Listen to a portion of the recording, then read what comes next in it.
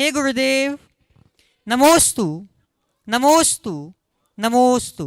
यहाँ प्रथम प्रश्न के लिए मैं बुला रहा हूँ अपने बीच में हजारीबाग से भैया अभिमन्यु जी प्रसाद उपस्थित है।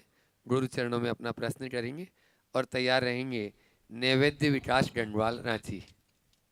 सबसे पहले महाराज जी के चरणों में मेरा प्रणाम, चरण स्पर्श, नमोस्तु। महाराज जी, मेरा दो छोटा छोटा प्रश्न है। वैसे प्रश्न तो छोटा नहीं होता है, लेकिन छोटा है। पहला प्रश्न है कि क्या योग्यता को जाति के आधार पे बांटा जाना चाहिए? और दूसरा जो आजकल हम लोग देख रहे हैं कि अगर आप संपन्नता के साथ अगर आप में उदंडता हो तभी आप सफलता प्राप्त करते हैं, इसके बारे में मार्गदर्शन करेंगे। देखिए, दोनों सवाल जो आपने लिया है, मुझे लगता है वर्तमान की राजनीतिक पृष्ठभूमि को देखते हुए उभरा है। मैं इस विषय में क्या टिप्पणी करूं? मेरा तो मानना है कि जाति के आधार पर कोई भी वर्गीकरण समाज में भेदभाव को बढ़ाने वाले हैं। समाज को व्यापकता से सोचना चाहिए और जातीयता मुक्त समाज की तरफ दृष्टि होनी चाहिए। पर चूंकि वर्तमान की व्यवस्थाएं पूरी तरह राजनीति से प्रेरित है, तो हर बात को राजनीतिक गुणाभाग के साथ सोचा जाने लगा है।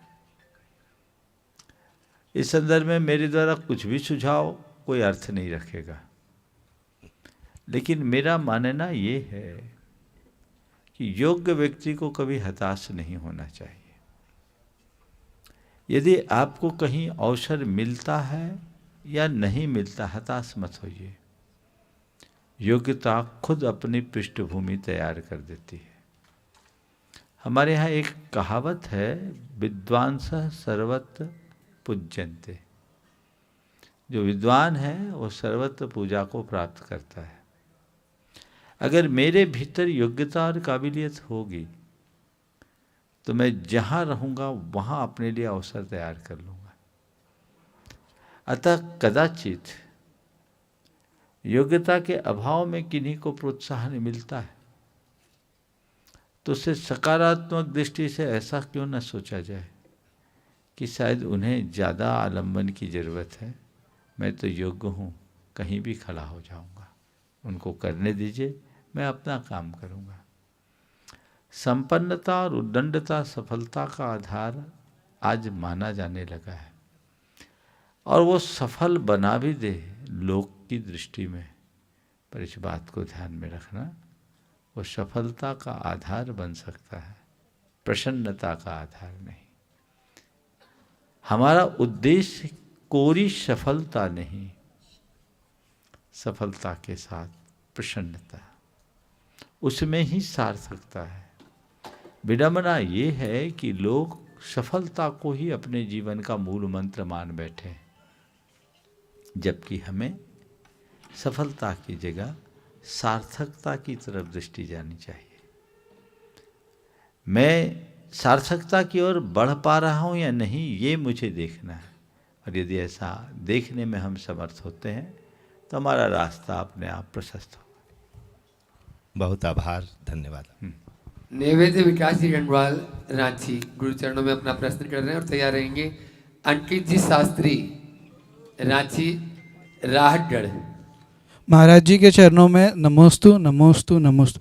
महाराज जी, मेरा प्रश्न ये है कि जैसे अभी कुछ लोग बोलते हैं कि हायर एजुकेशन के लिए बाहर जाने से बहुत एक्सपोजर मिलता है, बहुत नई नई चीज़ें सीखने को मिलती है, बट वहाँ का कल्चर अलग है, वहाँ पे हम लोग को देव दर्शन ये सब नहीं हो पाता है, तो वो जाना चाहिए कि नहीं जाना चाहिए?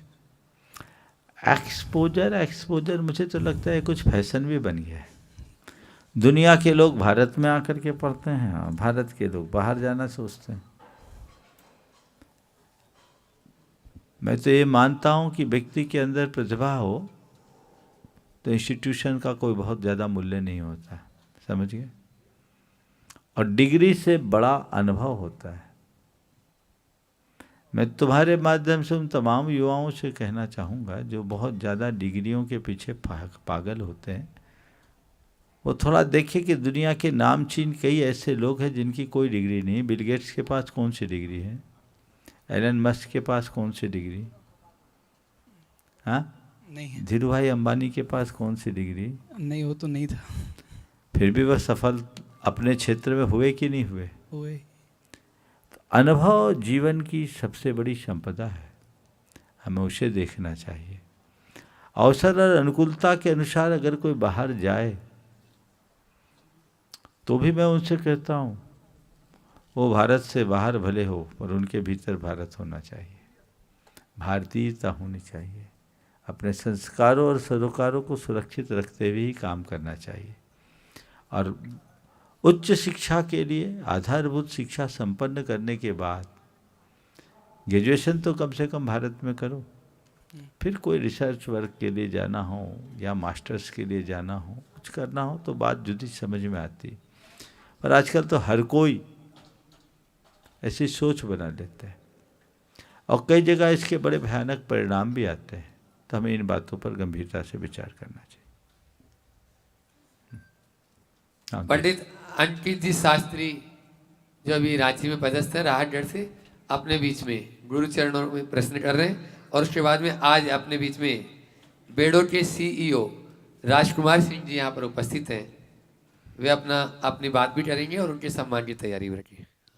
युवा हृदय सम्राट, सारस्वत शब्द योगी, भावना योग प्रवर्तक, परम पूज्य प्रामाणिक संत गुरुदेव के पवित्र दिव्य चरणों में कृतज्ञतापूर्ण नमोस्तु नमोस्तु नमोस्तु। पूज्य गुरुदेव, आपके मंगल सानिध्य में रांची नगर में 2 ऐतिहासिक पंच कल्याणक महोत्सव संपन्न हो चुके हैं। पूज्य गुरुदेव, उस समय 2005 और उसके बाद 2008, एक लंबे अंतराल के बाद यह पंच कल्याणक हमारे सामने उपस्थित हुआ है। पूज्य गुरुदेव, एक पूरी जनरेशन तैयार हुई है जिसे जैन जी के नाम से जानते हैं। वो सबके मन में एक उत्सुकता है, भावना है कि पंच कल्याणक होता क्या है और हम उस पंच कल्याणक में कैसे पार्टिसिपेट करें, वो अपनी मेंटेलिटी को कैसे प्रिपेयर करें, इसके लिए मार्गदर्शन करें। नमोस्तु गुरुदेव। बहुत ही महत्वपूर्ण सवाल आपने खड़ा किया है। पंच कल्याणक क्या है? हमारे तीर्थंकर परमात्मा के गर्भावतरण, जन्म, दीक्षा, ज्ञानोपलब्धि और निर्वाण की घड़ी में देवताओं और मनुष्यों के द्वारा एक महा उत्सव किया जाता है। इसे ही कल्याणक कहते हैं। चूँकि ये 5 घटनाएं, इसलिए इन्हें पंच कल्याणक कहते हैं। कल्याणक कहने का प्रयोजन केवल ये है कि ये सब सारे जगत के कल्याण का कारण होता है। तो जब तीर्थंकरों का साक्षात जन्म होता है तब ये कल्याणक होते हैं, तो वो पंच कल्याणक होते हैं। अब हमें जब भगवान की प्रतिष्ठा करनी होती है मूर्ति में, तो जैन परंपरा के अनुसार बिंब प्रतिष्ठा होती है। एक मूर्ति में भगवान के उन सारे गुणों को आरोपित किया जाता है। उसके लिए जो धार्मिक आयोजन होता है उसे कहते हैं पंच कल्याणक प्रतिष्ठा महोत्सव। तो अभी रांची में ये जो संपन्न होने जा रहा है वह पंच कल्याणक प्रतिष्ठा महोत्सव संपन्न होने जा रहा है। इस धार्मिक आयोजन के माध्यम से हम पाषाण में भगवान की प्रतिष्ठा करेंगे, आत्मा से परमात्मा बनने का मार्ग प्रशस्त करेंगे, नर से नारायण बनने का रास्ता साफ करेंगे, पामर से परमेश्वर बनने का मार्ग जानेंगे। ये सब चीज़ें हम अपने आँखों के सामने देखेंगे। इस पंच कल्याणक में विभिन्न प्रकार की पूजा आराधनाएं होगी, अनेक मांत्रिक क्रियाएं होगी, तंत्र की साधना होगी, यंत्र का प्रयोग होगा। और इसमें भगवान तीर्थंकर परमात्मा के गर्भ में आने से लेकर मोक्ष जाने तक उनके जीवन के सभी प्रसंगों को सबके बीच मंचित किया जाएगा। हम उसे देख सकेंगे, जान सकेंगे। मतलब इसके माध्यम से हम तीर्थंकर परमात्मा और उनके जीवन दर्शन को समग्रता से जान सकेंगे। तो ये पंचकल्याणक प्रतिष्ठा महोत्सव अपने आराध्य परमात्मा के संपूर्ण जीवन वृत्त को जानने का एक अद्भुत अवसर है, जो हमारी चेतना के आध्यात्मिक उत्कर्ष का आधार बनता है, जिससे हम जीवन में नव प्रेरणा का संचार कर सकते हैं, जिसका लाभ उठाकर हम अपने जीवन में आमूलचूल परिवर्तन ला सकते हैं। बहुतों के जीवन में बड़ा गहरा रूपांतरण होता है। रांची के लोग सौभाग्यशाली हैं कि 20 वर्षों में 21 वर्षों में तीसरा पंचकल्याण है, और ये 18 साल के अंतराल के बाद होने जा रहा है। ये शुभ अवसर है। आपने कहा है जैन जी के युग में हो रहा है। मैं जैन जी से कहता हूँ थोड़ा संशोधन कर लीजिए, जैन जी बन जाइए, तो आपके जीवन में 4 चांद लग जाएगा। सारे युवा उत्साहित होकर आगे आए। देखिए जीवन का क्या मजा है। हमने बाहर के गोरख धंधे का खूब रस लिया, लेकिन जब जीवन में आध्यात्मिक उमंग जगती है तो जीने का रंग ढंग सब परिवर्तित हो जाता है। हमारे जीवन का रंग बदले, ढंग बदले, ये प्रयास सबको करना चाहिए, और यदि ऐसा करते हैं तो वो हमारे जीवन की एक सार्थक उपलब्धि होगी। कृतज्ञता पूर्ण नमोस्तु नमोस्तु। आज अपने बीच में राजकुमार सिंह जी CEO बेडो यहाँ पर उपस्थित है। जोरदार तालियों से उनका सम्मान करें। और मैं चाहूँगा इसी क्रम में, हाँ, और हम जो बिहार में पूर्ण सहयोग कर रहे हैं, ऐसे अरिहंत भाई, बिट्टू भाई, पंकज जी, रोटू भाई और विक्की विवेक भाई वहीं पर जाकर उनका सम्मान भी कर देंगे, और गोल्डी जी भी वहीं पे चले जाएं। और इसी क्रम में अपने बीच में विमलेश जी चौधरी ASI बेडो यहाँ पर उपस्थित हैं। वे भी वहीं पहुँच जाएं, अपनी पूरी टीम के साथ में शायद उपस्थित हैं। उनकी टीम भी वहीं पहुँच जाए, जो बहुत ही अच्छे से बिहार में सभी का सहयोग कर रहे हैं। और इसी क्रम में यहाँ के जो मैनेजमेंट को देखते हैं एकलव्य विद्यालय के उमानाथ जी पांडे, वे भी वहीं पहुँच जाएं और उनका भी कार्यकर्ता वहीं पर सम्मान कर देंगे। उमानाथ जी पांडे जी भी आ जाएं, और ASI विमलेश जी चौधरी।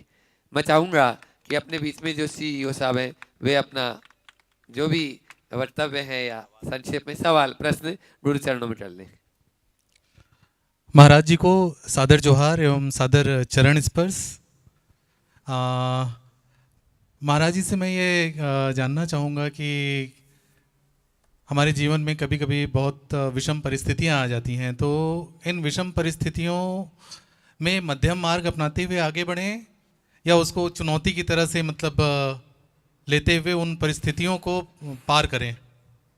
देखिए, ऐसा कोई व्यक्ति नहीं है जिसके जीवन में कभी विषमताएं नहीं आती, लेकिन विषम परिस्थितियों को चुनौती की तरह देखिए और अपनी कुशलता से उसे उपलब्धि में परिवर्तित कीजिए। 4 बातें यदि आप अपने जीवन में उतार ले तो हर विषमता में क्षमता ला सकेंगे, विसंगति में संगति बिठाने में समर्थ बन सकेंगे। सबसे पहली बात, जब कोई ऐसी विषमता आए आप उसकी व्याख्या सकारात्मक करो, उन पर अपना एटीट्यूड पॉजिटिव बना लो।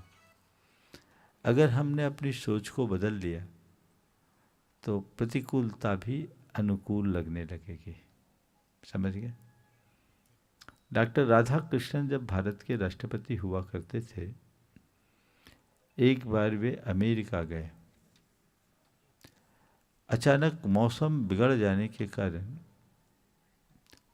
उन्हें निर्धारित स्थल से पहले ही लैंड करना पड़ गया और वहाँ से सड़क मार्ग से सीधे व्हाइट हाउस पहुँचे। प्रोटोकॉल की सारी व्यवस्थाएं धरी रह गई। वहाँ के राष्ट्रपति उन दिनों थे मिस्टर हेनरी। उन्होंने अपना वक्तव्य जारी करते हुए कहा कि हमें इस बात का खेद है कि मौसम अनुकूल न रहने के कारण हम आपकी व्यवस्थाएं नहीं बना सके। राधा कृष्णन जी ने बहुत अच्छी बात कही। उन्होंने कहा, never mind mister president, we can not change the event but certainly change our attitudes towards them. राष्ट्रपति महोदय, किसी भी प्रकार का अफसोस न करें। हम परिस्थितियों को नहीं बदल सकते, पर परिस्थितियों के प्रति अपने दृष्टिकोण को जरूर बदल सकते हैं। हर विषमता को अपने जीवन की एक चुनौती माने स्वीकार करे, वो चीज़ें बदलेगी और उसका एक अलग रस होगा, उसका एक अलग मजा होगा। पहली बात।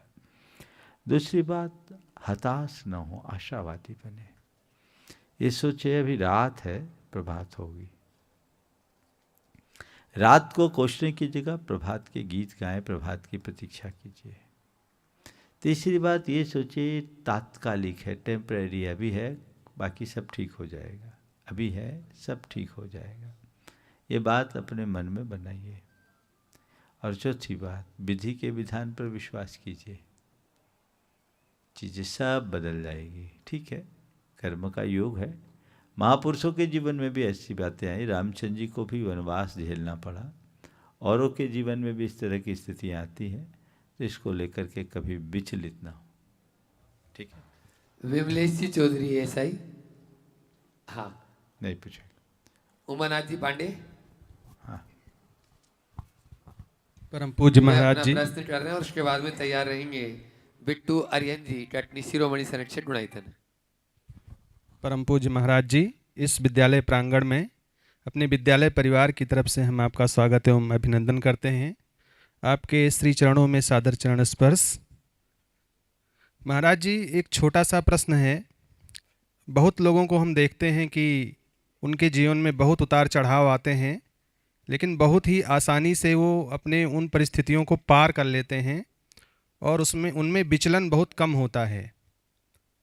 लेकिन हर किसी के अंदर ना तो उतना धैर्य होता है और ना ही उतनी सहनशीलता होती है। बहुत सी विषम परिस्थितियों में बहुत लोग बहुत खुश रहते हैं और खुशी खुशी उसको झेल लेते हैं। तो ऐसा क्या उपाक्रम किया जाए या क्या उपाय किया जाए कि हर कोई या जो चाहता है वो विषम परिस्थितियों में भी खुशी खुशी उस परिस्थिति वही को काम झेल करे सके? जो आपके ठीक पहले प्रश्न के उत्तर में मैंने कहा। चारों बातें अपना ले, जी महाराज। विषमता में भी हम क्षमता स्थापित कर पाएंगे। किसी विचारक ने बहुत अच्छी बात लिखी, तुम्हारे पास 2 पैसे हों तो 1 पैसे से खरीदो रोटी और दूसरे से खरीदो एक फूल। रोटी तुम्हें जीवन देगा और फूल देगा तुम्हें जीने की कला। फूलों को देखो, कांटों के मध्य भी खिला रहता है, तो हम प्रेरणा लें, कांटों के मध्य खिले रहने की योग्यता विकसित करें। ओम। बिट्टू आर्यन भाई कटनी और उन्हीं के साथ में पूरी बिहार टीम आ जाए, जो पूरा हमेशा सहयोग कर रहे हैं। सब लोग एक साथ पहुंच जाएं, समय कम है। पंकज नीतू जी वहीं पे पहुंच जाएं, साथ में ही यहाँ से अनिमेश भैया, विनय भैया, सभी एक साथ। महाराज श्री के और चरणों उसके बाद तैयार रहेंगे प्रदीप जी काला, रांची। महाराज श्री के चरणों में त्रिबार नमोस्तु नमोस्तु नमोस्तु। महाराज श्री, परिवार को जोड़ना परिवार को तोड़ने से काफ़ी मुश्किल कार्य है। आजकल लोगों में सहनशीलता कम होती जा रही है, जिसके परिणाम स्वरूप बिखराव देखने को मिल रहा है। तो महाराज श्री, मेरा सवाल आपसे यह है कि हमें ऐसा क्या करना चाहिए जिससे आपसी तालमेल बना रहे? कृपया मार्गदर्शन कीजिए। देखिए, थोड़ी समझदारी का परिचय देना चाहिए। सहनशीलता के अभाव में तो कोई चीज़ें होती नहीं। चीज़ों को नज़रअंदाज करने की क्षमता और चीज़ों को पचाने की ताकत अगर अपने अंदर आ जाए तो सब चीज़ें सहज हो जाती। ये दोनों बातें अपने जीवन में विकसित करके हम अपने जीवन का पथ प्रशस्त कर सकते हैं। नमोस्तु महाराज श्री। प्रदीप जी काला, रांची, गुरु चरणों में अपना प्रश्न कर रहे हैं और उसके बाद में नमोस्तु गुरुदेव। नमोस्तु गुरुदेव। मैंने शास्त्रों में पढ़ा है कि हमारी आत्मा ज्ञाता दृष्टा होती है, लेकिन जब इन दिनों मैं विज्ञान को देख रहा हूँ गुरुदेव, और आर्टिफिशियल इंटेलिजेंस को देख रहा हूँ, और जिस तरीके से आर्टिफिशियल इंटेलिजेंस आगे बढ़ रहा है, समस्त दुनिया का ज्ञान, जिस भी तरीके का ज्ञान मनुष्य ने अर्जित किया है, वो धीरे धीरे आर्टिफिशियल इंटेलिजेंस में फीड होता चला जा रहा है।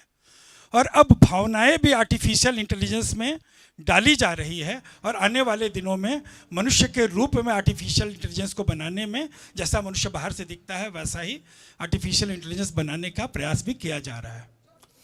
तो ऐसा लगता है कि जब सारा ज्ञान वहाँ आ गया तो वो ज्ञाता हो रहा है आर्टिफिशियल इंटेलिजेंस, और वो दृष्टा भी हो रहा है।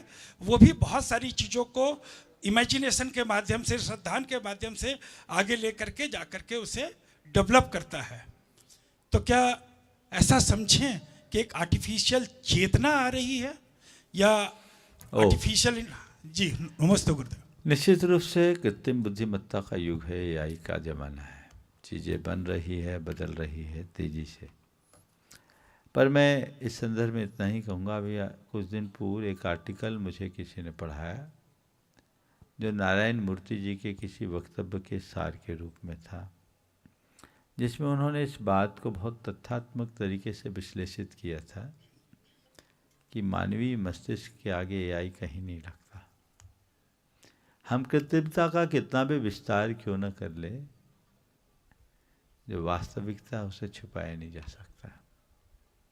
सब चीज़ें बन सकती है, पर संवेदनाएं तो भीतर है। हम इस बात को याद रखें, मस्तिष्क का संबंध बुद्धि से है और हृदय का संबंध भावना से है। जब तक हम भावनात्मक स्तर पर पूरी तरह मजबूत नहीं होंगे, हम अपने जीवन का रस नहीं ले सकते। निश्चित रूप से एक बड़ी क्रांति है जो आज एआई के माध्यम से पूरे विश्व में संचरित हो रही है। काम आसान हुआ है बहुत तेज़ी से, लेकिन इसमें कई उल्टी सूचनाएं भी आ जाती हैं, क्योंकि मशीन मशीन, मनुष्य मनुष्य। इसलिए हमें इस बात को ध्यान रखना है कि एआई का उपयोग कैसे करें, इसके लिए भी तो कम से कम दिमाग चाहिए। सब काम एआई नहीं करे।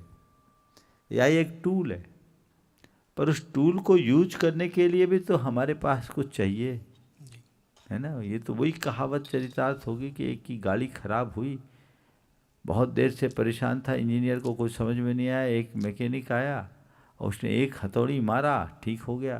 बोले कितना? बोले 10,000 रुपये लगेगा। बोले 10,000 रुपये किस बात की बात? आपने एक हथौड़ी तो मारा है, तो 10 रुपये का काम है। उसने कहा जनाब बिल्कुल ठीक कह रहे हैं, हथौड़ी मारने का 10 रुपया और हथौड़ी कहाँ मारना है इसका 9,990 रुपया। समझ गए? तो हथौड़ी कहाँ मारना, हथौड़ी तो आपके पास भी थी, आप भी मार सकते थे। तो एआई का यूज कैसे करना है, ये बड़ा अहम प्रश्न है, उसी के बल पर चीजें। नमस्ते गुरुदेव। पंकज ऋतु जी जैन रांची गुरु चरणों में अपना प्रश्न कर रहे हैं, और उसके बाद में तैयार रहेंगे स्मिता पांड्या के नेतृत्व में जैन महिला जागृति रांची। गुरुदेव के चरणों में भावांजलि प्रस्तुत करते हुए नमोस्तु करता हूँ। कुछ सवाल हैं मेरे, 2 सवाल हैं।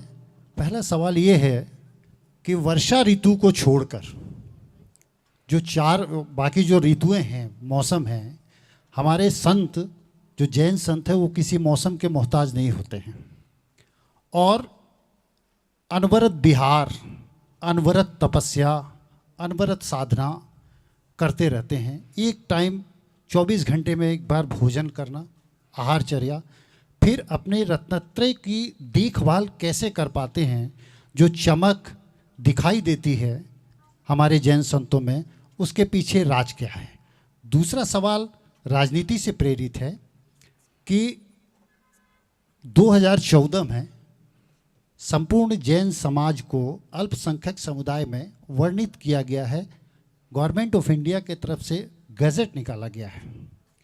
लेकिन जो मैं देखता हूँ वो झारखंड के परिदृश्य में जैन समुदाय को अल्पसंख्यक का दर्जा का नोटिफिकेशन अभी तक नहीं है और ना ही उन्हें सरकार की उन योजनाओं का लाभ मिल पा रहा है।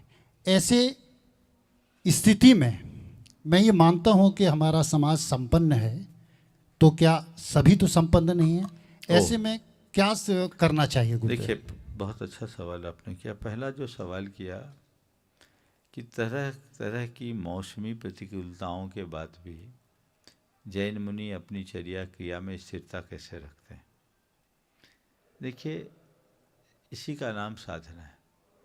साधना क्या है? अपनी शारीरिक और मानसिक रिक्वायरमेंट को रिड्यूस करना। यह अभ्यास से हो जाता है।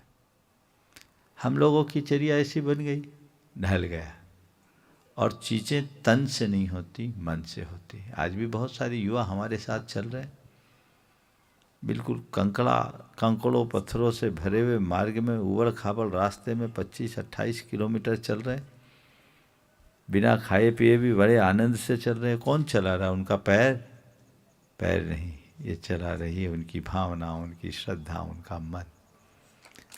तो चीज़ों को जब हम स्वीकार लेते हैं तो चीज़ें अपने आप हो जाती हैं। आपका जो दूसरा सवाल है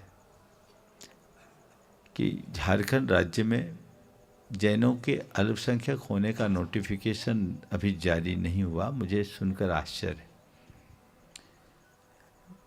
अगर नहीं हुआ तो हमें इसके लिए प्रयास करना चाहिए। और जहाँ तक अल्पसंख्यक का लाभ होने वाला सवाल है, तो सरकार की जितनी भी अल्पसंख्यकों के लिए योजनाएं हैं, जैनियों को उसकी पूर्ण अर्हता प्राप्त है और कल्याण विभाग से संपर्क करके इसकी कार्यवाही करनी चाहिए। आप पत्रकार हो, इसकी पूरी चीज़ों को जानकर क्यों न इसे सही जगह पहुंचाया जाए, उनसे बातचीत की जाए और इसकी सबसे पहली जानकारी राष्ट्रीय अल्पसंख्यक आयोग के जो हमारे सदस्य हैं धनंजय कुमार जी, उनके पास भेजे। मेरे ख्याल से नोटिफिकेशन हुआ होगा और नहीं हुआ है तो उसको करवाया जाए। इसकी जांच परख आप करें और सही बात तथ्यात्मक तरीके से सबके बीच प्रस्तुत करें। गुरुदेव, राज्य अल्पसंख्यक आयोग में अभी तक जैन को प्रतिनिधित्व भी नहीं हाँ, है। प्रतिनिधित्व नहीं है। क्यों नहीं है? इसकी गहराई में जाइए, पूरी सामग्री खंगाल कर लाइए, ये आपका काम। बहुत अच्छा। समय कम है इसलिए कि प्रश्न धन्यवाद, करेंगे थैंक जैन महिला मंडल से स्मिता जी पांड्या और जैन महिला मंडल नहीं, जैन महिला जागृति, जैन महिला जागृति से स्मिता जी पांड्या रांची से, और उसके बाद में चंद्रकला पाटनी रांची तैयार रहेंगी। झारखंड की शान है, हजारीबाग की जान है, गुनायतन बनाकर जिन्होंने जिन धर्म का बढ़ाया मान है, अपनी दिव्य वाणी और दिव्य ज्ञान से जो करते शंकाओं का समाधान है, ऐसे गुरुदेव प्रमाण सागर जी के चरणों में, संज्ञान सागर जी के चरणों में नमोस्तु बारंबार है, नमोस्तु बारंबार है। महाराज श्री, आपके इतने अंतराल के बाद रांची आगमन से हम सभी हर्षित हैं, बहुत गर्वित हैं, गौरवान्वित हैं और पूरे जोश से काम कर रहे हैं। लेकिन कहीं मन थोड़ा चिंतित भी है। विश्व में आज जो स्थिति हो रही है, युद्ध की अराजकता, इसको लेकर के मन में एक डर भी है। तो जैसे आपने कहा कि आप मंत्रों से पाषाण को भगवान बना देते हैं, तो हमारा यही नम्र निवेदन है कि इस पंच कल्याणक और विश्व शांति यज्ञ के दौरान आप कुछ ऐसे मंत्र हमें दें, कुछ ऐसे मंत्र फूकें कि इंसान इंसान बन जाए। नमोस्तु भगवान, नमोस्तु। युद्ध के प्रारंभिक दौर में ही एक संदेश पूरे देश को दिया था, देश को नहीं विश्व को दिया था, कि सभी लोग युद्ध की चिंता और चर्चा छोड़कर शांति की प्रार्थना करना शुरू करें। वैश्विक स्तर पर एक समय निश्चित करें और सारे विश्व भर के लोग एक साथ शांति की प्रार्थना करें। लेकिन मुझे पता है ये सुझाव केवल सुझाव बनकर रह गया। आज भी आप सब नकारात्मकता की बात करते, सकारात्मकता की बात क्यों नहीं करते? हम क्यों नहीं प्रार्थना करें और सामूहिक प्रार्थना करें, तभी शांति हो। हम सब ऐसी भावना भाएं ताकि सब जगह शांति की स्थापना हो। ओम। जैन महिला जागृति के अध्यक्ष, उपाध्यक्ष और पूर्व अध्यक्ष, हम सभी को आप ये आशीर्वाद दें कि हम आपकी आशाओं के अनुरूप पंच कल्याणक की तैयारी में खरे उतरे। नमोस्तु भगवान। चंद्रकला पाटनी रांची। बस मेरी तरफ से, जगत के सब जीवों की तरफ से मुनिराजों के चरणों में नमोस्तु, छुल्लक जी महाराज के चरणों में इच्छामि। महाराज श्री, हमारा जीवन समय समय पर हमारी परीक्षा लेता रहता है, तो उसमें हम खरे कैसे उतरे? सही तरीके से पेपर लिखोगे, खरे उतरोगे। परीक्षा ले, परीक्षा से घबराए नहीं, धैर्य और संयम का परिचय दे, आत्मविश्वास से भर करके अपना काम करे, हर परीक्षा में उत्तीर्ण हो। आखिरी माणिक चंद जी पाटनी रामगढ़ गुरु चरणों में अपना प्रश्न कर रहे हैं। नमस्तु नमस्तु नमस्तु गुरुवर। मेरी जिज्ञासा है, मैं ये जानना चाहता हूँ कि आजकल भक्तामृत स्तोत्र का पाठ हम सभी कोई करते हैं और अक्सर ये देखा जाता है कि मंदिर जी में 48 दीपों का हम लोग सब कोई एक एक कड़ा बोल के दीप प्रज्वलित करते हैं। ये मानतुंग जी का भाव था जो उन्होंने अपने भावों से, अपने भावनाओं से उपसर्गों को दूर किया, लेकिन क्या एक मंत्र सिर्फ एक कड़ा बोल के एक अगर दीप प्रज्वलित करे तो क्या इससे उसका लाभ मिलता है या इस विधि को कैसे किए जाए? देखिए, मानतुंग आचार्य ने भक्तामृत स्तोत्र का जिस अर्थ में उसकी रचना की और उसका जो लाभ मिला वो तो अतीत की बात हो गई। लेकिन भक्तामृत स्तोत्र अब कोई बार स्तोत्र नहीं रहा, अपने आप में मंत्र है। और स्तोत्र क्या, उसका एक एक काव्य अपने आप में मंत्र है। एक एक छंद क्या, उसका एक एक शब्द अपने आप में मंत्र है। शब्द क्या, उसका एक एक अक्षर अपने आप में मंत्र है। समझ गए? अगर 48 दीपों को जलाकर कोई भक्तामृत की आराधना करते हैं और उससे लाभ मिल रहा है तो हम सवाल क्यों उठा रहे हैं? करने दीजिए, भक्तामृत ही तो पढ़ रहे हैं, ये एक आराधना है और बहुतों के जीवन में इसका व्यापक प्रभाव दिख रहा है। तो ये उनकी इच्छा पर है। हो सकता है आपको लगता होगा कि पहले हम लोग नहीं करते थे, अब ज़्यादा प्रचार हो गया है, तो होने दीजिए ना। अच्छा ही काम तो हो रहा है, बुरा काम तो नहीं हो रहा है। तो जो अच्छा कार्य है उसकी अनुमोदना करनी चाहिए, आलोचना नहीं। गीता सेठी रांची गुरु चरणों में अपना प्रश्न करें और तैयार रहेंगे आशा विनायका रांची हजारीबाग। बोलो। गुरुवर प्रमाण सागर जी के चरणों में कोटि कोटि नमन, संधार सागर जी के चरणों में कोटि कोटि नमन, समस्त मुनि संघ को नमन। महाराज जी, मेरा प्रश्न ये है कि मैं मतलब दिगंबर पंथ और कांजी पंथ में क्या अंतर है? फिर से बोलो। दिगंबर पंथ और कांजी पंथ में क्या अंतर है? देख, दो पंथ है तो अंतर तो समझ ही लो। कहीं ना कहीं कुछ ना कुछ मतभेद तो होते ही हैं।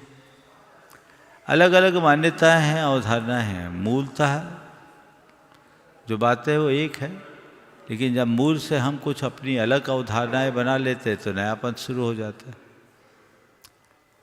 दिगंबर परंपरा में देवगुरु धर्म को मानना सबसे महत्वपूर्ण है।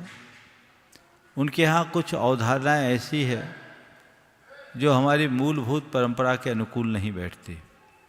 इसके कारण मतभेद जैसा हो जाता है।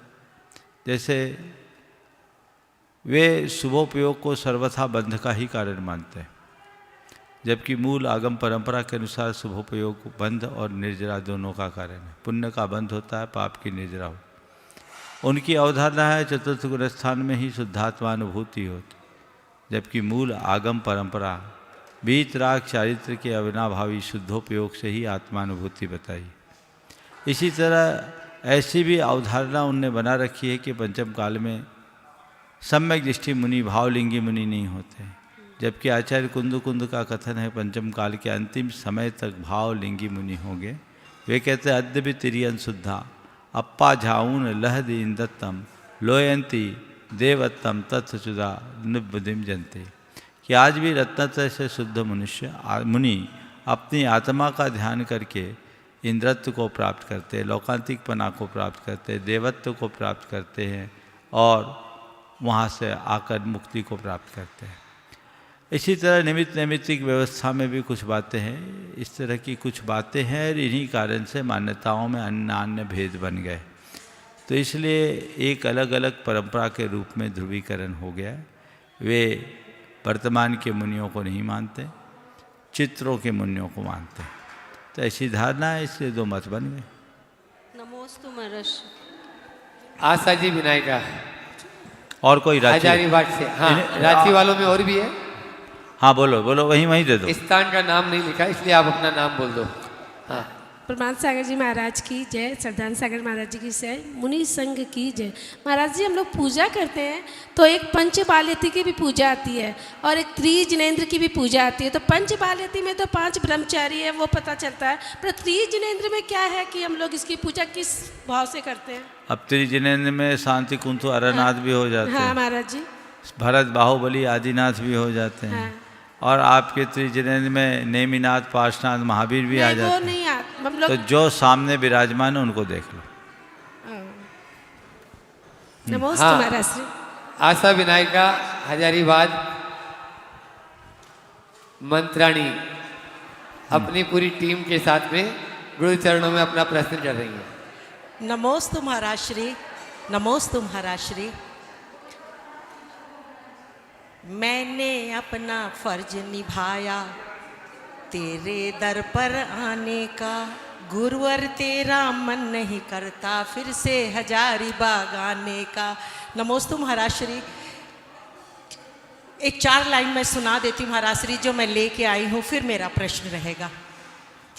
गुणायतन के सूत्रधार को बंधन बारंबार, गुणायतन के सूत्रधार को बंधन बारंबार।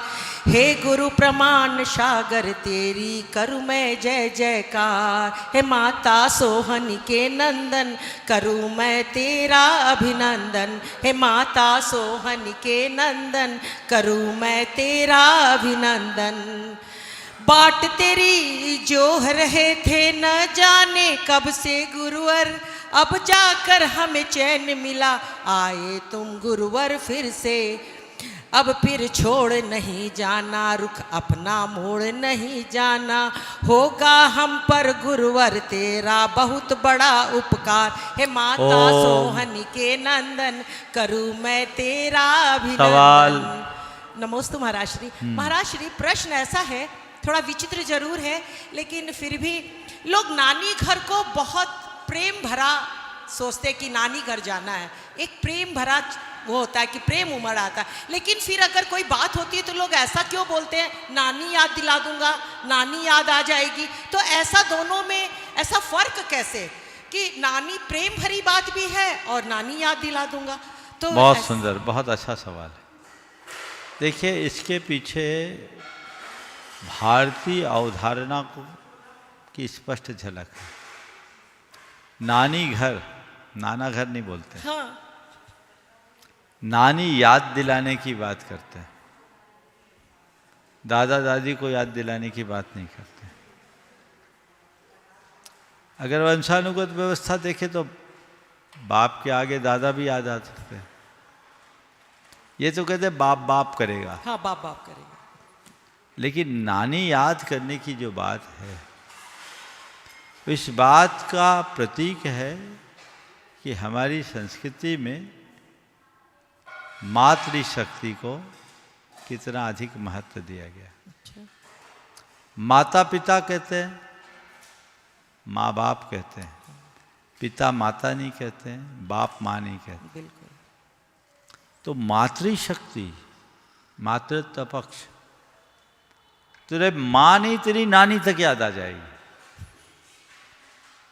तो ऐसा होगा कि नानी याद आ जाएगी या नानी याद आ गई, दिला दूंगा, नानी याद दिला दूंगा, नानी याद आ जाएगी, मुझे नानी याद आ गई। नानी याद। यानी हमारी संवेदना का जो चरम रूप है वो माँ और माँ से ऊपर नानी, माँ की भी माँ,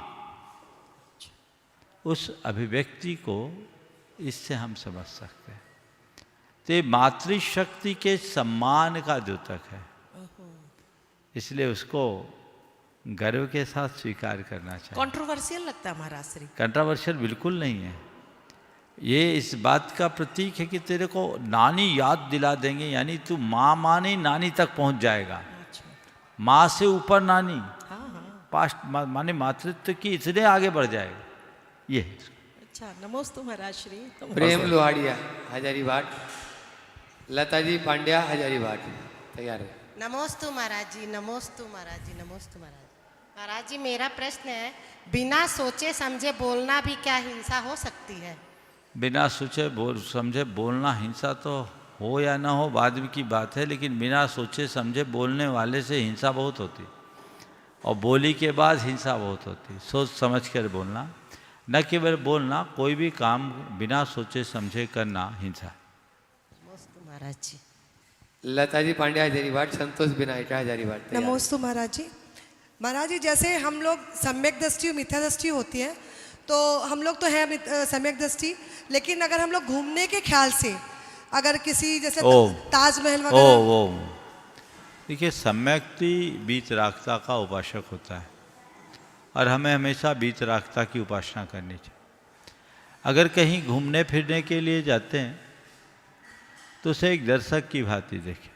हाँ, वो दर्शक के ओम श्रद्धालु जहाँ श्रद्धा से अवनत होता है वहाँ सम्यक्त और मिथ्यात्व का सवाल होता है, और जहाँ सहज भाव से एक दर्शक की भूमिका होती है वहाँ सम्यक्त मिथ्यात्व नहीं जुड़ता। ओम संतोष विनायका हजारीबाग गुरु चरणों में अपना प्रश्न करें। उसके बाद में आज कलकत्ता से गुरु दर्शनार्थ यहाँ पर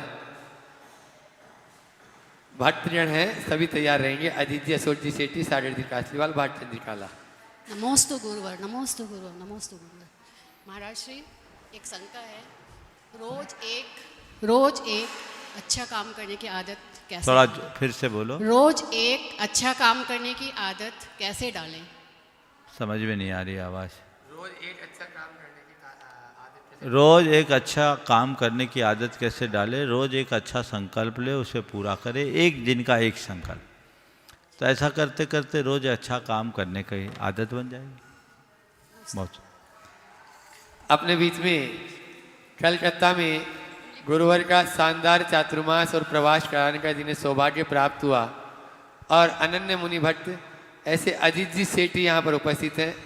अशोक जी सेठी, सागर जी कासलीवाल, भाटचंद नहीं, अशोक पांड्या, अशोक जी पांड्या, सॉरी, अशोक जी पांड्या और भाटचंद जी काला, जेके मसाला। एक बार जोरदार तालियों से इन सभी का सम्मान कर दें। सभी अपना प्रश्न गुरु चरणों में कर रहे हैं। हेलो, मुनि श्री प्रमाण सागर जी महाराज और मुनि श्री संधान सागर जी महाराज को नमस्ते। मुनि श्री, मंदिर जी में घंटा बजाने का वैज्ञानिक कारण क्या है? ये घंटा क्यों बजाते हैं?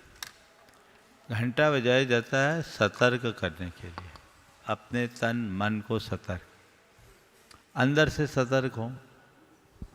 आपको स्मरण होगा, कभी परीक्षा में बैठते थे तो घंटी बजती थी, तो घंटी इसलिए नहीं बजाई जा रही कि आप घबरा के भाग जाओ, घंटी इसलिए बजाई जाती कि आप सावधान हो जाओ, समय आपका पूर्ण होने वाला है। ट्रेन पकड़ने जाते हैं तो घंटी बजती कि ट्रेन आने वाली है, तो ये अलार्म है हमें सावधान करने। मंदिर जी में हम घंटा बजाते हैं अपने तन मन को सतर्क करने के लिए। हम त्रिलोकीनाथ के दरबार में आ रहे हैं, अब सावधान हो जाओ। तो जब हम मंदिर में घंटी बजाने के लिए उत्सुक होते हैं, मंदिर के सबसे पहले की चौकी में मंदिर में घंटे का स्थान निश्चित है। अब तो चूँकि दूसरे तरीके से मंदिर बनने लगे तो अंदर प्रवेश करने के बाद घंटे बजाने का जो तरीका है वो बड़ा मौलिक है। आप मंदिर में जैसे जाएं, पहले घंटा होगा, घंटे के नाद करें, वहीं खड़े रहें, घंटे की ध्वनि को अपने सिर पर बरसने दें और दोनों हाथ जोड़े, मन को अहोभाव से भरे। मैं त्रिलोकीनाथ के दरबार में आ गया हूँ, अब सावधान हो जाऊँ, सर्व विकल्पों से मुक्त। अब मेरे अंदर कुछ नहीं, केवल एक भक्त। मैं भक्त हृदय से भरकर भगवान के चरणों में आ रहा हूँ। इस मनोभाव के साथ आप अपने आप को अहोभाव से भरे। घंटे का सेफ होता है ऐसा, उसमें जब हम टंकार करते हैं उसकी जो ध्वनि होती है वो सीधे हमारे मस्तक पर पड़ती है और उससे हमारे मस्तिष्क की अल्फा तरंगें बहुत तेज़ी से सक्रिय हो जाती है, जो हमें आनंद और स्फूर्ति से भर देती है। तो अपने मन को आनंदित करने के लिए और स्फूर्ति से भरने के लिए हम घंटा बजा रहे हैं और मन को सावधान कर रहे हैं। हमारा मनोभाव अच्छा बन रहा है, हम सतर्क हो रहे हैं, तो घंटा बजाने से बड़ा आनंद भी आता है और सतर्कता आती है। लेकिन आप लोग इतनी हड़बड़ी में घंटा बजाते हैं कि इधर घंटा बजता है और जब तक बजता है तब तक आपके कदम आगे बढ़ जाते। ऐसा कभी ना करें। घंटा बजाए, तन से दोनों हाथ जोड़े, प्रभु की छवि को निहारे, उन्हें अपने नयनों के माध्यम से हृदय तक ले आए। आप लोग बोलते हैं नयन पथगामी भव, तुम्हें नयनों में बसाएं, आंखें बंद कर ले, मन को परम अहोभाव से भरो, देखो क्या आनंद आता। अशोक जी पांड्या, कोलकाता। और उसके बाद भागचंद जी काला जेके मसाला तैयार है। नमोस्तु महाराज जी। निर्वाण लाडू चढ़ाने के बाद उसकी जो बाद में जो बर्बादी होती है वो चढ़ाने के बाद उसका मार्गदर्शन कीजिए। निर्वाण लाडू चढ़ाने के बाद जो लाडू है उसका क्या करें, पूछ रहे हैं। देखिए, मैंने अनेक बार बोला, न केवल निर्वाण लाडू, नित्य पूजन में भी जो आप द्रव्य सामग्री चढ़ाते हैं, कोलकाता वालों को तो और विशेष मैं कहूँगा, आपकी द्रव्य सामग्री कहाँ बिकती है, उसका उपभोग कौन करता है, उसके साथ अभक्ष्य पदार्थ खाए जाते हैं। ये पाप आपके सिर पे आता है। अहिंसा की देवता के लिए अर्पित द्रव्य का उपभोग अभक्ष्य पदार्थों के साथ हो रहा है, मांस भक्षण के साथ हो रहा है, मच्छी के साथ खा रहे हैं। ये आप महादोष के भागी बन रहे हैं। मैंने अनेक बार इस विषय में बोला है कि भगवान के चरणों में चढ़ाए गए द्रव्य सामग्री का अधिकारी माली नहीं, पशु पक्षी दीन दुखी हैं। आप उस द्रव्य सामग्री को गौशाला में भिजवाइए, आप उस द्रव्य सामग्री का पक्षियों में चिड़ियों को चुगने के लिए दे दीजिए, आप कोई और उपयोग कीजिए, माली को पगार दीजिए। इसी तरह निर्वाण लाडू चढ़ते हैं तो उसको इस तरीके के निर्वाण लाडू, आजकल तो शक्कर की चक्की बना देते हैं, ये गलत है। जो हमारी परंपरागत व्यवस्था थी, खोपरे का लाडू बनता था, वो खाने में उपयोग में आ जाता। दीन दुखियों को बांट दीजिए। लेकिन ये चीज़ें बिकती है और ऐसे लोगों के पास जाती है जो अभक्ष्य खाते हैं, आप लोगों से छिपा नहीं है। उसके बाद भी आप इसे नज़रअंदाज कर रहे हैं तो महान पाप के भागी बन रहे हैं। मेरा ध्यान इधर आकृष्ट किया था दिल्ली के एक भाई ने, जब मैं उदयपुर में था, कि महाराज मंदिर की द्रव्य सामग्री के साथ लोग बिरयानी खाते हैं। सुन करके मुझे बड़ा दुख हुआ। मैंने पता लगाया तो बोले बिल्कुल वास्तविकता है, और अल्टीमेटली जाता तो कहीं ना कहीं है। तो इसी तरह आपके यहाँ भी सारे देश में होता होगा। तब मैंने कहा था कि शास्त्र इस विषय में तो ये कहता है कि पशु पक्षी और दीन दुखियों के लिए इसका उपयोग हो, तो आप उसका उपयोग कीजिए। सब मंदिरों में एक ऐसी व्यवस्था बनाइए, सारी सामग्री कलेक्ट हो, कुंटलों से द्रव्य सामग्री निकलती है और वो गौशाला में चले जाए। उसका एक संयंत्र भी आता है जिससे कैटल फीड बन जाता है। क्यों ना कोलकाता के आसपास ऐसा आप बना लें, गौशाला से जुड़ दे, तो वो सारी सामग्री गौशाला में चले जाए और वो पशु आहार बन जाए, तो उनको कहीं नुकसान भी नहीं है। इंदौर की में हमने ऐसा किया था, पूरे इतने बड़े बड़े विधान हुए, वहाँ पूरी सामग्री हो गई। हो सकता है कोई कैटल फीड बनाने वाला भी आपके यहाँ हो, आप लोग पता कीजिए। चिड़िया वगैरह तो अब कोलकाता में बहुत कम मिलते हैं। अगर थोड़े छत पे डाल करके आप देखें, तोते उड़ करके आते हों, अन्य पक्षी आते हैं, तो उसको चुग सकते हैं। तो कुल मिलाकर के द्रव्य सामग्री का सही विनियोजन होना चाहिए। यहाँ वहाँ जाने से और उसके साथ अगर अभक्ष्य का सेवन होता है तो ये महान पाप का कारण है। इससे कल्पना मात्र से मन सिहर उठता है। थोड़ा सोचो कि आपकी द्रव्य सामग्री के साथ लोग अभक्ष्य खा रहे हों तो मन कैसा करता है। सुधार कीजिए। कोलकाता में इसकी शुरुआत काकुल गाछी से ही कर लीजिए। आप सब करता धरता, मुझे मालूम है आप जो निर्णय लोगे उसको कोई सब स्वीकार करेंगे, और इस निर्णय में तो पूरे देश में लोग स्वीकार करते हैं। कमेटी भर की तरफ से ढील होती। माली को इतनी पगार दीजिए कि उसका अच्छे से पेट भर सके, उसे कुछ सोचना ना पड़े।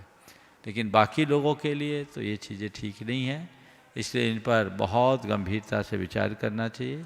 यदि ऐसी व्यवस्था आप बना लोगे तो एक बहुत सार्थक पहल होगी। न केवल काकुलगाछी बल्कि सभी मंदिरों में एक ऐसी व्यवस्था बनाइए, केंद्रीकृत व्यवस्था बना लीजिए, ताकि सामग्री वेस्ट भी ना हो और उसका सदुपयोग।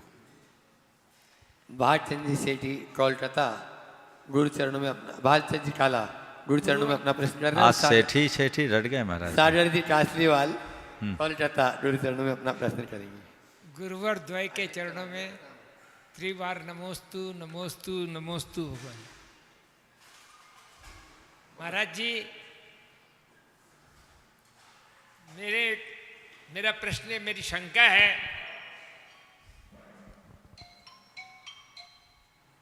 मेरी शंका है कि आजकल एक चलन चल गया है, एक या दो बच्चों से ज़्यादा तो होते नहीं हैं, और माँ बाप बच्चे को पढ़ाने के लालच में बाहर भेज देते हैं, और वो बच्चा बाहर जाता है, बाहर जाके पढ़ता है और वहीं का रह जाता है, वो बाहर ही रह जाता है, और माँ बाप का इतना बड़ा बिजनेस है, उस बिजनेस को नहीं संभालते हुए वो वहीं पर जॉब करता है।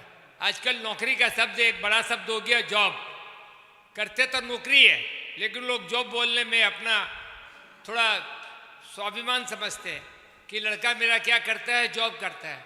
अब जॉब में कितना कमाता है कितना नहीं कमाता है वो अलग बात है, लेकिन माँ बाप बीमार भी हो जाते हैं, सब कुछ होता है और बच्चे आते नहीं हैं। मेरे साथ एक घटना घटी कि बच्चा अमेरिका में था और माँ को बहुत तकलीफ़ हो गई।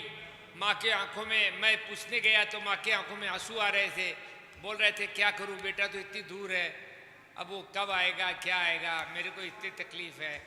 एक बेटा और एक बेटी है, दोनों बाहर है, तो महाराज जी इसका कुछ कीजिए। इस विषय में मैंने अनेक बार अपना मंतव्य प्रकट किया है। इसका जिम्मेवार कौन है? आप ही हो। आपने बच्चे की परवरिश ही ऐसी की, खूब पढ़ाया लिखाया, हाँ बेटा पढ़ पढ़ पढ़ पढ़, अब भुगतिए। अभी तो ऐसा हुआ, भोपाल और इंदौर में 2 दुर्घटनाएं ऐसी हुई कि मृत्यु के बाद 5 दिन तक डेड बॉडी पड़ी रही, अंत्येष्टि उसके बाद हुई।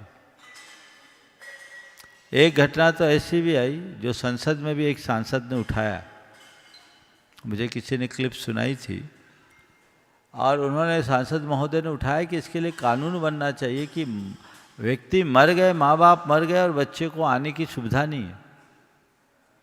तो उन्होंने एक प्रस्ताव दिया था लोकसभा में कि इस तरह की व्यवस्था बने कि कोई भी माँ संतान यदि वहाँ रहे तो बाकायदा हर उनके पासपोर्ट को तभी सुरक्षित किया जाए जब माँ बाप के संपर्क में रहे और आते जाते रहे।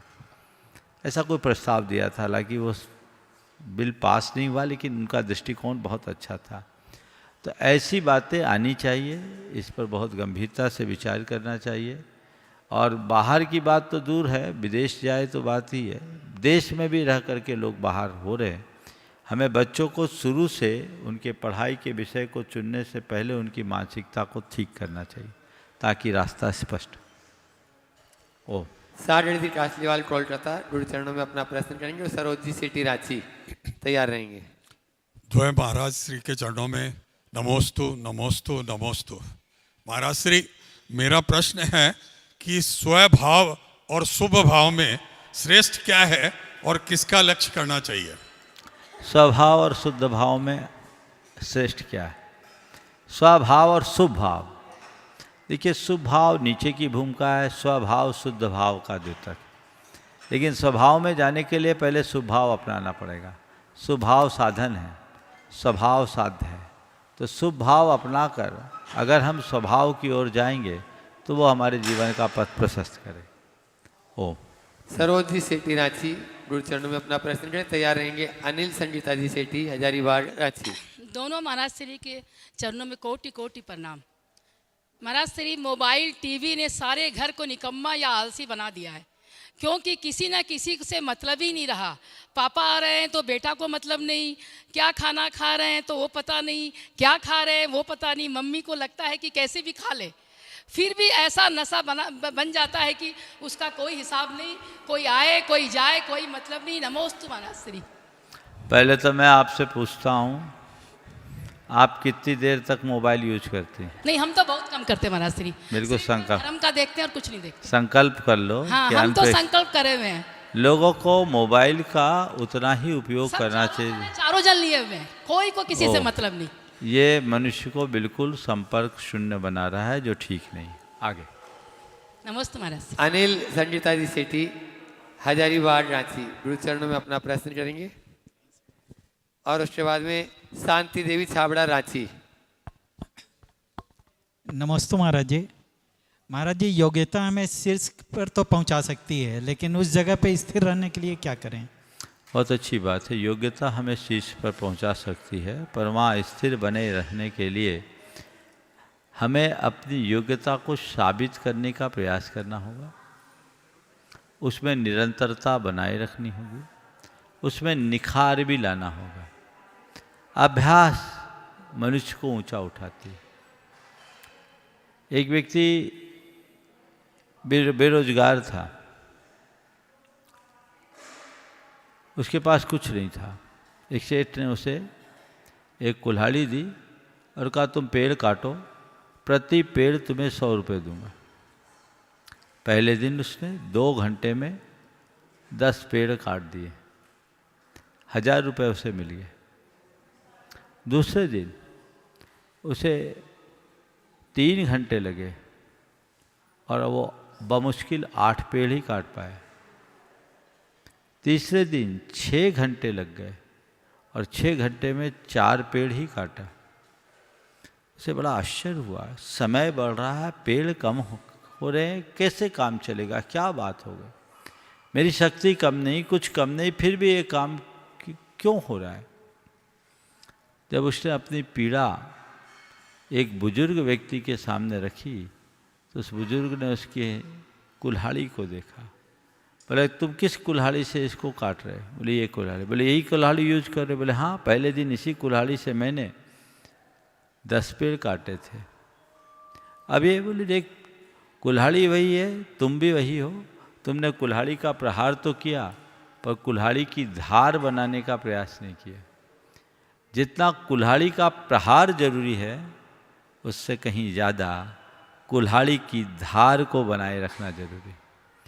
तुम्हें चाहिए कि तुम कुल्हाड़ी की धार को बनाए रखो। उनने तुरंत कुल्हाड़ी में धार चढ़वाया और जैसी कुल्हाड़ी में धार प्रकट हुई, वो देखते ही देखते 1 घंटे में ही 10 पेड़ काट दिया। तो बस मैं सबसे कहूँगा, अपनी धार बना के रखो ताकि हम अपनी योग्यता को साकार कर सके। ओ नमस्ते महाराज जी। शांति देवी छाबड़ा गुरु चरणों में अपना प्रश्न कर रहे हैं, उनके साथ में अंजना छाबड़ा और शशि सेठी रांची। जितने सब एक साथ हो जाओ, रांची वाले एक साथ हो जाए। अंतिम प्रश्न। दोनों महाराज जी के चरणों में बारंबार नमस्तु, बारंबार नमस्तु, बारंबार नमस्तु। महाराज जी, मेरा प्रश्न ये है कि घर में रहकर पुण्य कैसे कमाएं? घर में रहकर के पुण्य कैसे कमाएं? जो गृहस्थोचित कर्तव्य है, दान, पूजा, शील, उपवास, ये 4 आपके पुण्य वर्धन के विशेष कार्य हैं। इन्हें तत्परता से करते रहो, पुण्य भी बढ़ता जाएगा, जीवन निखरता जाएगा। आज के इस सत्य को परम पूज्य गुरुदेव के चरणों में नमन अर्पित करते हुए यहीं पर विराम। बोलिए अहिंसा परमो धर्म की।